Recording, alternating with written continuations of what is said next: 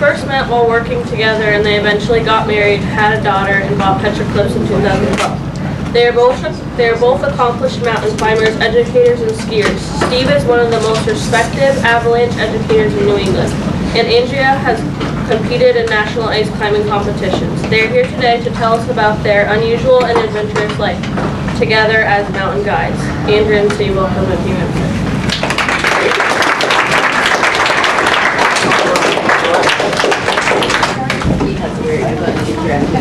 Yeah, that's perfect. Well, thank you, everybody. We'll put some of this stuff down and get it out of the way. We will have some gear that maybe folks can come up and check out too towards the end. Yeah. Well, welcome. Well, thank you, everybody, for having us. When Matt asked us to do this, of course, it was one of those things where kind of talking about finding a passion that actually turned into a career. And won't lie with you, we were very lucky. Not everybody can definitely do that, but if you have an opportunity, I can promise you that if you find something that you love to do, you can make it your job from day to day. It definitely takes challenge, it takes some sacrifices, and you definitely have to really, really try to make it happen. But we were fortunate to have that opportunity. So, as was mentioned there, just to give a little background of where I came from, I grew up in western Massachusetts, and kind of did all the usual team sports and everything else that you usually would. Was like thought soccer was life. Couldn't shoot a basketball to save my life, so luckily I found skiing, and basically became a ski racer starting about 10 years old, and it basically like influenced almost every decision I made from then on. So I raced then up at Mount Snow Academy down in southern Vermont, did the whole USSA program, and actually came to Vermont via Johnson State College because they had a Division I ski team and I wanted to race. And fortunately and unfortunately, they dropped the team. And as much as that sounds like a horrible thing, it was the opportunity then that got me into backcountry skiing. I started snowboarding, I started telemarking, I got my first backcountry setup. I was at Johnson also getting a degree in outdoor education. So kind of just like any other teaching degree, I kind of also had my backup was I was an environmental science teacher as a backup. So I almost ended up in the school system here with people like you as well. However, the outdoor ed kind of paid out. And I started taking avalanche courses and taking people ice climbing, and these were all passions I've had kind of my whole life. But then I was offered an internship at Petra Cliffs. Way back in 2000, I interviewed for the position, and it was kind of an interesting time because it was a brand new climbing gym. How many people have been to Petra Cliffs, by the way? Excellent. Very good. And so it's an indoor climbing gym. We'll talk a little bit about that in a little bit here, but I did my internship there, and I told them I would stay for 1 year, and that was 2000, 2001, and I'm still there. And over that time, I started getting more involved with more professional organizations and getting certifications, and basically climbing and skiing all around the world. So I started with something called the AMGA, which is the American Mountain Guides Association. So I am a fully certified skiing and rock climbing guide, which means that I've proven competency at the highest kind of level internationally in the guiding community. I am an aspirant IFMGA guide, which is the International Federation of Mountain Guides Associations, which means that one more exam and I have a PhD in rock climbing and skiing. He's a mountain doctor. I'm a mountain doctor, is basically what that means. I'm also a certified heli ski guide, and done work with Wasatch Powderbirds and Points North up in Cordova, Alaska. And like I said, had the opportunity to kind of climb and ski around the globe. Our honeymoon, we've been down to South America skiing. We've been to Europe a bunch, climbed in the Alps. Went up to Alaska for, I don't know, 6 or 7 years in a row. Every spring, and we're basically skiing there. And basically I was able to luckily turn this into kind of a passion into a career. And then, as was mentioned, we bought the gym in 2012. But that's a quick introduction for me, and I'll let Andrea give her introduction. Sure. So kind of where I came from. I grew up near Pittsburgh, Pennsylvania, and ended up coming here to go to the University of Vermont, and I got to Vermont finally. It was like, these are my people. I love being here. But as a kid, I was always a climber. I always climbed things. I climbed everything, trees. I climbed out of my crib as a baby. Luckily, our almost year-old daughter hasn't done that yet. And I had no idea that rock climbing was a sport that people actually used safety gear with, right? I knew people climbed Mount Everest, but I didn't know that there was this whole world of climbing other than, big mountain climbing. So when I was in high school in Pittsburgh, some of my friends found an indoor climbing gym and said, hey, you want to go? And I spent about 4 hours there climbing in my sneakers, and the next day I was like so tired, but it was so awesome. You know, that like really muscle soreness, that you feel like you've done something and it feels really good. So I had that, and I worked in a cafe the next day. I used to work at a Starbucks, and I had to pour Frappuccino out of the blender, and my forearms were still so pumped from climbing the day before that I couldn't pour the coffee out of the blender. I had to like pick it up. But I was hooked. And that following year, I was coming to University of Vermont, and I found a work study position. So sometimes when you go to school, excuse me, you can work at the college to help pay for everything instead of finding a job off-site somewhere. So I got a job working at the climbing wall at UVM, and through that climbing wall I met some more people who also enjoyed climbing, and I found Petra Cliffs, which had just opened in Burlington, and met more people who loved climbing, and it kind of all developed from there. I started working at Petra Cliffs, and at that point the whole certification system that Steve was talking about was kind of just beginning. There weren't a lot of people with certifications, so that ended up working out well for us because we were able to get into guiding without already having some of these certifications. Now it's a little bit harder where we won't necessarily hire people unless they already have the certification coming in. But it's kind of a good standard. It means you've proven you have the basic skills to take people climbing and keep them safe. But I started doing more outdoor guiding, and through rock climbing kind of discovered this whole thing called ice climbing, which was really crazy. And the first time my mom heard about it, she was like, that sounds really slippery, right? But not when you use tools like this. So ice axes, and then crampons on your feet. And I got really into ice climbing and loved it, and there were some opportunities to travel with ice climbing. Just want to show you crampons too. And so I traveled out to Colorado and ended up competing in a competition out there. I definitely didn't win. I came in like second to last, but it was a really fun time. Crampons on your boots.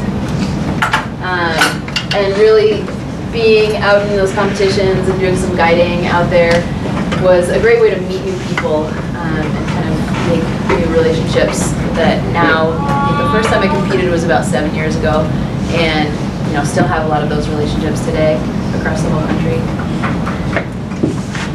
So that's a quick intro to me as well. Yeah, and so Petra Cliffs, so many of you have been there before, of course, is in kind of a really exciting time. So Petra Cliffs opened in 2000, and at the time it was actually the second gym. The first original gym was called the Burlington Rock Gym, which many of you probably weren't even alive to see, so it was that long ago. And so when that gym all of a sudden needed a new home, the original owners of that actually created Petra Cliffs. And back then, there really wasn't that much of a climbing community. There was a lot of people who knew about rock climbing and went to all the outdoor locations that are littered throughout Vermont, the Adirondacks, and the Whites. However, in Burlington and Vermont community, there was like the closest climbing gym to this region was all the way down in Rutland. And so when the gym opened, it was actually state-of-the-art. And so those of you who have not been in there before, it's a 6,000 square foot warehouse with about 10,000 square feet of climbing. And so it has artificial climbing walls of all different angles, poles bolted to the walls. We change the routes weekly to set everything from beginner routes to all the way to challenging elite athletes. In fact, this year, our pro team sent 5 kids to the national competition. In fact, one of our team members even, I guess, what is Brody? Affiliated with our team. he won. So he won the national comp. So basically, we're building mutants at Petra Cliffs. And so Petra Cliffs, we kind of grew the program. When we first started there, the mountaineering school existed, but like I said, we started adding more programming. So not only do we have the indoor side of things, that is like the climbing and the education and the instruction and just basically general fitness, we also then have the mountaineering school, which offers everything from backcountry skiing, avalanche courses, ice climbing, rock climbing, wilderness first aid, all of this different things. Anything basically you want to do mountain related, we have a program or connections that will get you to there. And we also have a summer camp. How many people have been to summit camp? Usually there's some people. Anybody? Nobody went through summit camp? A couple, there we go. Summit. Summer Mountain Adventure Training is what it stands for. And so our summer camp, of course, is hugely popular. We have kids do our day program, which does a day of indoor, a day of outdoor rock climbing, a day caving, a day whitewater or flatwater kayaking, and a day at our ropes course up at Bolton Valley, which we also happen to manage. So that's been hugely popular, and as I mentioned, we are now in the process of actually trying to build a brand new facility just on the road from our current facility, which, as I mentioned before, our facility at this point is 26 feet tall on the inside and 6,000 square feet. And so we're looking to build a facility that's closer to 12,000 square feet, and our climbing walls will be over 50 feet tall. So a massive expansion. It's going to double our size and square footage. We're going to have a lot more programming as well, including adding things like CrossFit and yoga. So we're really excited about all the opportunities in the future for what that brings. But I think I was just gonna mention too, like when I was your age, I think I had no idea what I wanted to do. Talking about careers, and I don't know if you've taken any aptitude tests or things, little tests that kind of discover what you might be good at, right? I remember taking those, and it was always physical therapist or teacher or like things that, okay, that's what I thought that I should do. And I remember looking through catalogs at suits, and I was really excited to be an adult and wear a suit someday. And now this is mostly what I wear to work, unless it's boots like this and jacket and outdoor wear. But yeah, I had no idea that this was even an option. So just throwing it out there, like there's a lot of options that tests on paper won't necessarily show you what you're good at, but if you have a passion about something, kind of follow that, and there's lots of opportunity there too. anybody have any questions so far? It can't be that thorough. Yeah. Oh yeah. I was going to say. What was the question, Steve? Is have I ever hit a tree while skiing? So the skiing that we do around locally is not like the usual systems that you would see. So how many of you guys ski or snowboard? Lots of you? Sweet. Well, so how many of you like riding the chairlifts? Well, chairlifts are pretty interesting, but instead, if you do a program with me, you basically earn your turn. So we combine the love of rock climbing, ice climbing, and everything else, and you actually climb using a binding system that looks similar to kind of more like a cross-country setup. So you put a climbing skin on the bottom of your skin, which will allow it to glide upwards, but then the fur all stands up vertically and grips the snow. And then, so that means you actually are physically climbing the mountain using all of your own human power to get up there. At which point you also have to then manage all of the risks. So whether it be tree skiing, might be avalanche hazards. So as you guys mentioned in the beginning, I teach a lot of avalanche courses, and one of the things we'll have you do, I actually brought an airbag demonstration, kind of talk about that. We'll let somebody fire off that thing. What that means is you're basically managing a lot of hazards. And I'll be honest, over the years, there's been some times where it's come pretty close. I was actually in a major avalanche in Alaska in 2010 that ran 1.5 miles wide and 4,000 feet. Had enough snow that if I was in the middle of it, it would have easily buried this building. But luckily I was on the flank of it. I was in the right place at the right time, or the wrong time, but the right place. And luckily I am here to talk to you and tell you that story, but it's all of those things as you realize that the mountains kind of communicate. And for me, as Andrea mentioned, I wasn't necessarily the greatest traditional student. All I really wanted to do was ski and play in the mountains. And you know, I didn't necessarily see good application for the things I was learning. And now I look back and I think like things like geometry, like, you know, it's really helpful for all the kind of gym design and climbing angles that we're talking about. And then the science, like, I mean, I am such a snow geek because now all of a sudden it has meaning to me. Looking at everything from the metamorphosis of snow crystals and all the things changing that we can look at, where we think about stability and strength of snowpack so that we get to do the things we want to do, which are always exciting and fun things to look at. And you know, it just, you kind of find your niche, and if you find something you're really passionate about and love, it makes it much easier to learn about. You know, like I wasn't sure if I was going to do this. I actually thought I was going to be an animator. That's what I thought I was going to do when I was your age. Everybody asked. That's all I wanted to do was draw. And then I went to visit Florida and said, I don't want to ever live in Florida. Yeah, and I didn't bring some of the less exciting props, but we kind of share our time between running the business and doing a lot of guiding. You know, so I'm looking at a computer a lot. I'm doing all of our accounting, so making sure that the money that's coming in and going out is all balancing for the most part. And doing some of our advertising for Petra Cliffs, but that kind of stuff is pretty low risk, right? Like, hard to get too hurt sitting in front of a computer. I mean, sure, back and neck and eyes, but this sort of stuff definitely comes with a higher hazard. So that's what a lot of the trainings that we've been through and certifications really do, is making sure that when we're out there, we have safety in mind, and you know, we're gonna be able to go home at the end of the day after a day of guiding and kind of maintain this kind of lifestyle, because it can be hazards out there, right? Avalanches, falling ice, falling rocks, weather, Just falling off the mountain. Yep. But we like being attached to ropes. Well, I do. Ski guiding, you're not attached to ropes quite as often. But yeah, in climbing, I always say that I don't mind falling. I just don't like landing. Okay, Yeah. because of how fast you're going down, and when you hit the ground, you'll die instantly. Maybe not die, but yeah. Hopefully you're managing it in a way My that... brother Josh does rock climbing.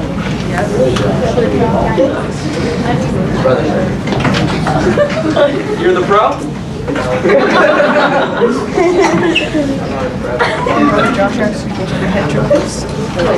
Other questions?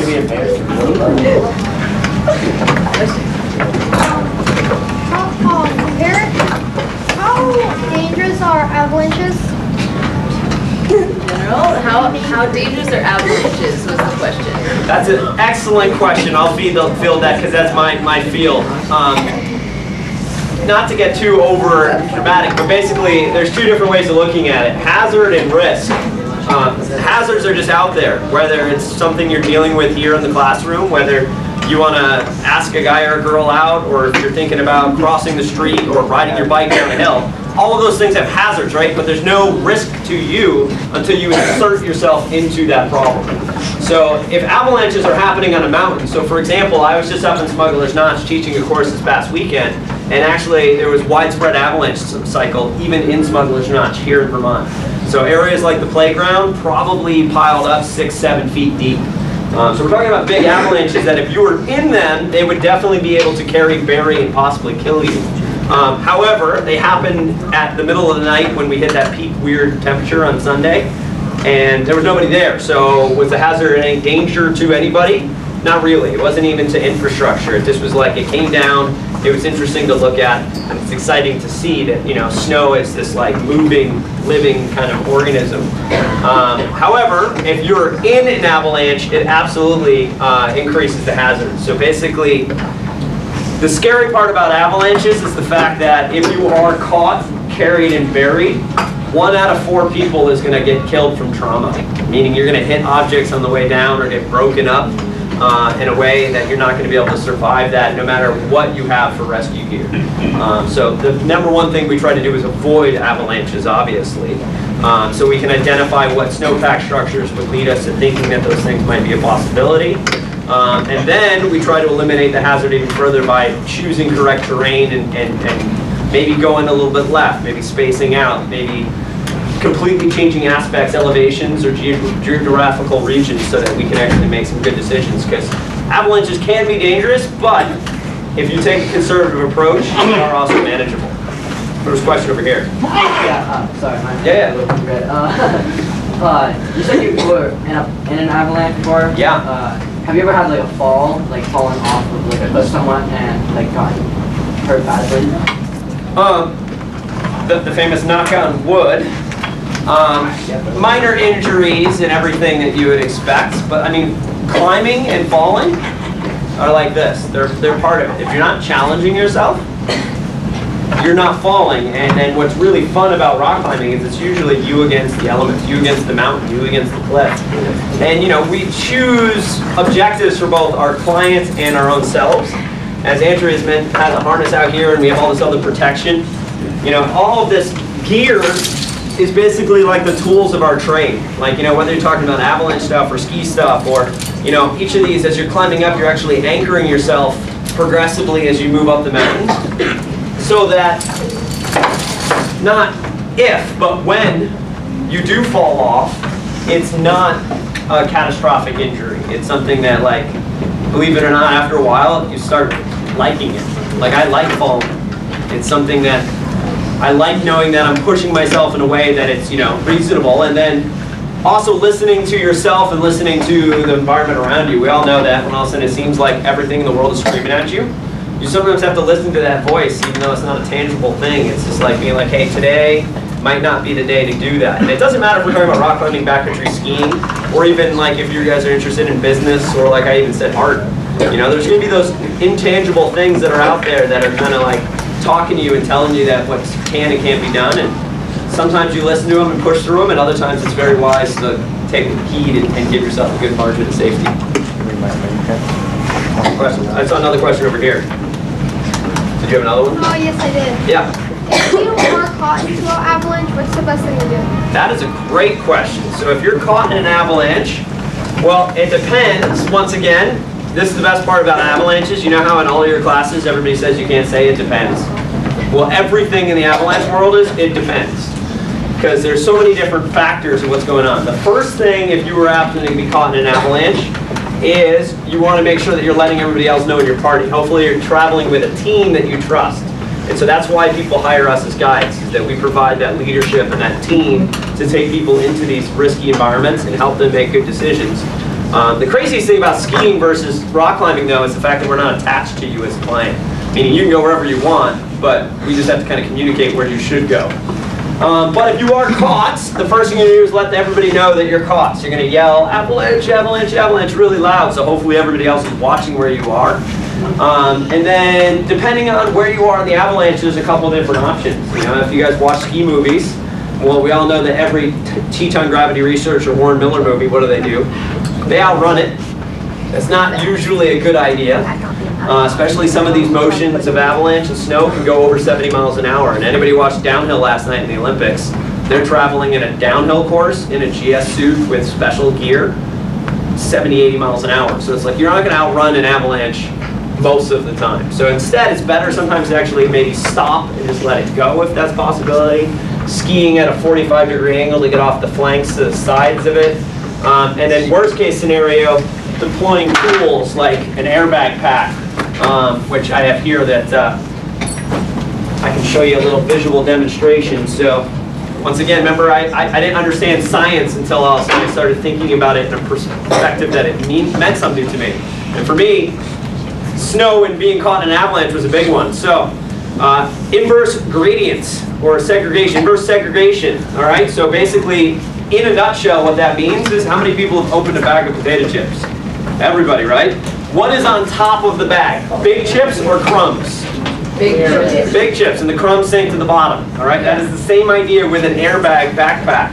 It's the fact that in this thing here, you can see I have a ping pong ball that represents a skier with an airbag pack. If I bury it, and I put it on a slope and I shake it, you can see what happens over and over again, is that no matter how I bury it, the ping pong ball always comes to the top as soon as you start shaking this thing and put motion to it. And that is the same idea, that you become a large, dense object, or not arid object that will then get pulled to the surface. So it's one tool. It's, once again, it's not a tool that is perfect, because what does it imply? You're already in an avalanche. It's error correction mode. But the idea is that if you use tools like airbags and avalanche beacons, which I have some in here as well that we can check out. And like I said, sometimes it's easier to come up with to see this stuff, but all of those things will hopefully reduce the consequences of being caught in an avalanche. They do not necessarily remove the risk. Other questions?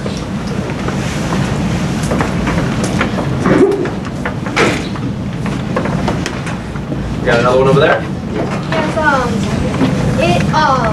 So our ice out here forms a little bit differently than it does, you know, in Colorado, Wyoming, or even Alaska. And the type of ice that we climb here is called waterfall ice, right? Because we don't have glaciers in Vermont. Sometimes in Alaska and other places there's glacier ice that you climb. So our type of ice is called waterfall ice. And whenever it's rated, it's usually rated with a number between 1 and 7. 5 is still pretty hard. 7 is like superhuman. But we rate it WI 2, 3, 4, 5. And then sometimes people refer to it in New England as NEI for New England ice, because it's very special ice. But basically we've got ice, and we take our ice axes and we swing, and the ice axe penetrates the ice. Right? It doesn't necessarily need to go in very far. Sometimes if it's really soft ice, like today it's a little bit warmer out, so the ice is softening up, we might get a little bit deeper into the ice. But some days when it's really hard, we might only get about this much of the ice axe into the ice. And that's plenty, right? Get a couple, that first little tooth into the ice, and then pull down on the ice axe, and that allows you to keep climbing up.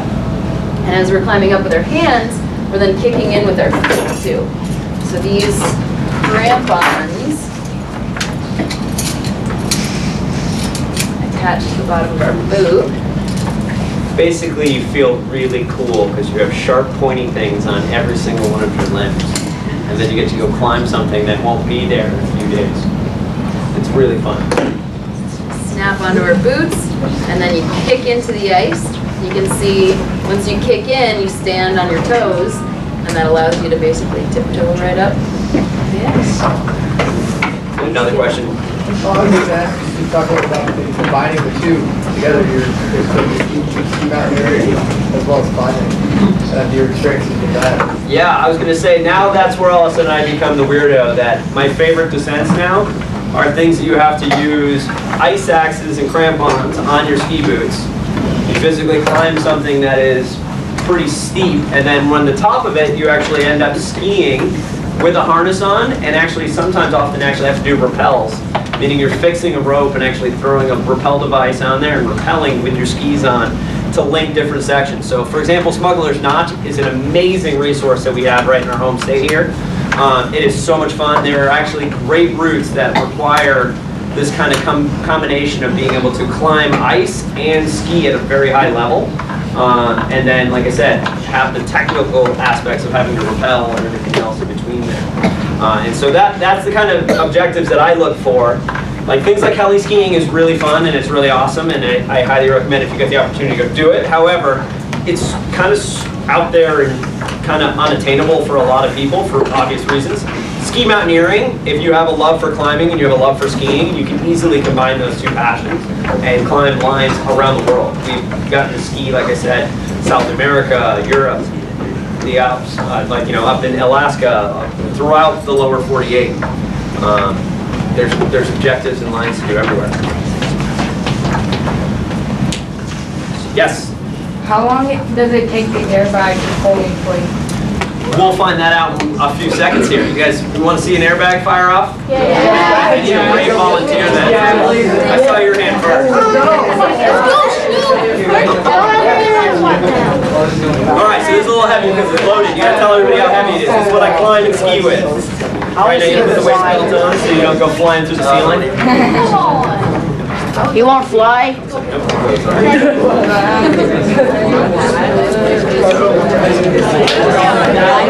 All right, so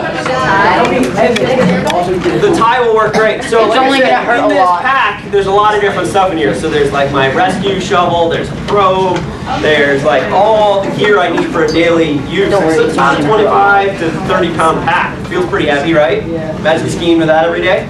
All right, and then when you're entering avalanche terrain, the first thing you do is you pull out this really bright orange handle so you have this at your disposal. All right. The first thing is if you get caught in an avalanche, as I mentioned, you yell really loud, you make sure that everybody knows that you're there, but then if you can't get off of it, this is going to help prevent burial. What you're going to do is you're going to grab this handle and you got to pull it pretty hard. You can see if I just yank on it, nothing happens. All right, so you're going to grab that thing and pull it.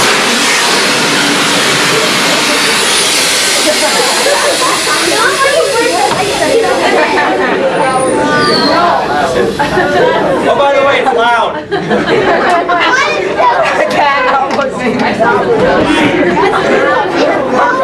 Fall backwards.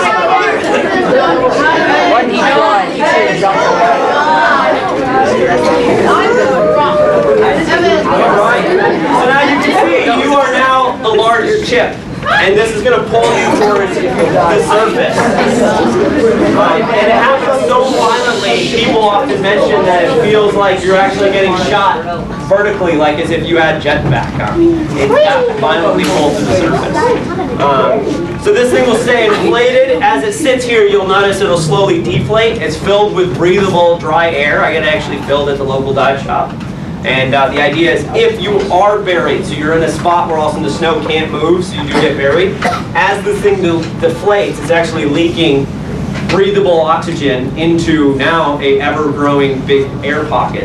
And so that will prolong the ability to be buried, where hopefully your partner will come to take you out. Yeah, another question.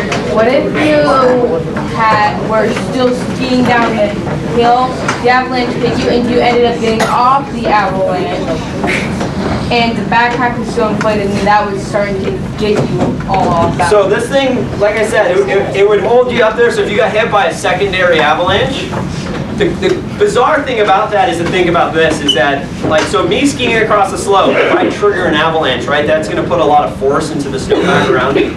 You can imagine that, right? Now, can you imagine if an entire mountain slides down? How much force does that put on the surrounding snowpack? A lot, right? So the likelihood of a second avalanche coming down and whacking you is low. There's a possibility for sure, but usually once you trigger an avalanche, your first concern is the fact that you were in an avalanche and now you're on top. But this thing would allow you, if you did get hit by a secondary, to stay on top. Where it's pretty light, once it's open, you can still ski with it, Yep. too. I think that was your question. Yeah. You can still ski. It looked pretty funny, but... I actually fired one of these off in a tram at Whistler before. Which you imagine, oh yeah, I passed my ski guide exam, so I was like, what would be better to fire it off than in a tram full of people? So you can imagine, you've all been in a tram at J Peak maybe, where all of a sudden you're like packed in there. Now imagine some guy firing this thing off in there.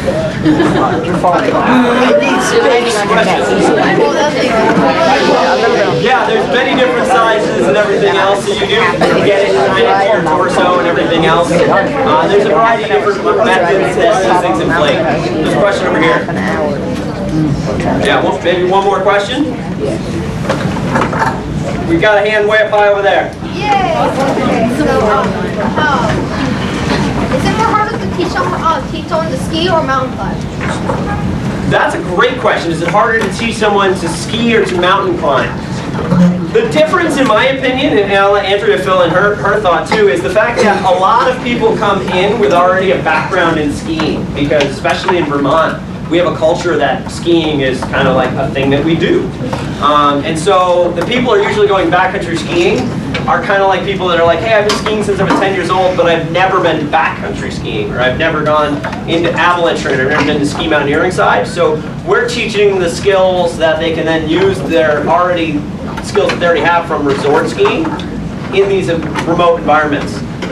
Mountain climbing and rock climbing, most of the time, people have no experience doing that. Like, sure, you climb trees, or you might have gone bouldering on a rock that you found, but it's not necessarily something that you actually know what you're doing. And so there's like everything from the beginners that we're teaching how to just go top roping to people who are taking up, you know, big, large-scale mountains all the way up to the top and figuring out complex ascents and descents. You know, that's kind of a new skill set for most of the people that we see. So, kind of. Yeah, I found that it's a little easier for me to teach climbing because things happen a little bit more slowly, and I can keep people close to me for the most part, right? Like we're attached with a rope, and things are moving pretty slowly in climbing. Where skiing, you just let somebody go ski. Bye. So keeping people closer for me is a little easier to teach in that regard. Well, Yeah. Andrea and Steve, we really appreciate you coming in today and sharing with us. Yeah. If there are a few people that want to stick around and take a look at the equipment they brought in, hang back. Otherwise, you should go to PH.